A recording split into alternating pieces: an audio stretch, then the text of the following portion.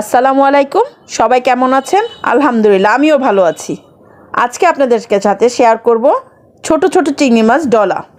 এই খাবারটা খুবই টেস্ট হয়, সেজন্য নিচ্ছি আমি এখানে শুকনা মরিচ টালা, পেঁয়াজ কুচি আর ছোট চিংড়ি। এটাকে ভালো করে ধুয়ে আমি পরিষ্কার করে নিয়েছি। তারপর আমি হালকা টালা দিয়ে তারপর আবার হালকা একটু তেলে টেলে নিয়েছি। এবার সবগুলো উপকরণ দিয়ে আমি একসাথে ভালো করে মেখে নিব।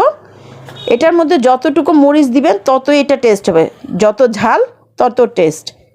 এভাবে করে আপনারা বাসায় গরম ভাত দিয়ে খেয়ে দেখবেন, খুবই মজা হবে। এই ডলাটা আমি ছোটোবেলার থেকে খুব পছন্দ করি খেতে। এই ডলাটা দিয়ে গরম ভাত দিয়ে আপনারা খেতে পারেন, খুবই মজা হয় খাবারটা। বেশি করে ঝাল দিতে হবে, একটু শুকনা মরিচটা একটু বেশি করে দিতে হবে, তাহলে এটা টেস্ট বোঝা যায়। আমার এই ভিডিওটা যদি আপনাদের ভালো লেগে থাকে তাহলে লাইক কমেন্ট করে জানাবেন কেমন হলো। আজকের মতো আল্লাহ হাফেজ, আসসালামু আলাইকুম।